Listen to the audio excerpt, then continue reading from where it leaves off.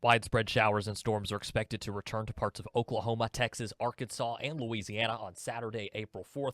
I'm meteorologist Jake Lamb. Right, we got a lot to talk about, and this is going to be strictly focused on tomorrow's potential for showers and thunderstorms. So let's go ahead and dive right in. Here's a look at our next big change.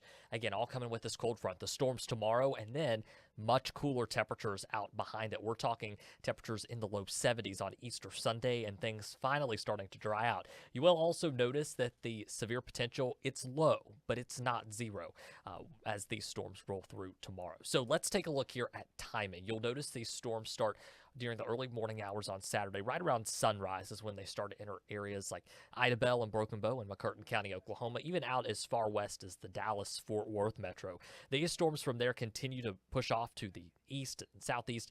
You'll notice them reaching Texarkana by 10 a.m. and then slowly drifting south of the I-30 corridor. From there, it's closer to lunchtime, just after that we see those storms arrive at the I-20 corridor, so think Longview, Marshall, Jefferson, Shreveport, Minden, to name a few. And then as we go later on into the afternoon, this is about 2 to 3 p.m., you'll notice those storms just south of I-20, that leading edge, moving through Nacogdoches, Natchitoches, heading out through the Monroe and Rayville area before finally exiting a little closer to 7, 8 p.m. And then things really stay quiet throughout the rest of the night. You'll notice 8 p.m. those storms kind of out toward the Alexandria area, crossing the Mississippi River into the Jackson, Mississippi metro. Now, when it comes to the severe weather outlook for Saturday, areas along and south of I-20 are in a marginal risk, those shaded in green. That's a level 1 out of 5 on the severity scale.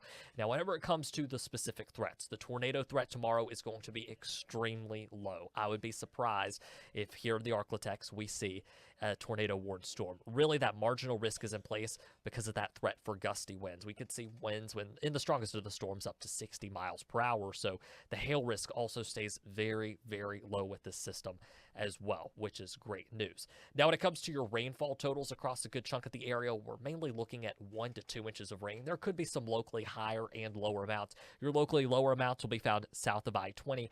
Your locally higher amounts will be found along and north of the I-20 corridor. This is the last we have of rain chances for probably 5 days or so. I'll go ahead and pull up our 7-day forecast here so you can see that a little more in depth. Again, rain chances out of the cards starting Easter Sunday. High temperatures in the lower 70s. It's going to be great out there.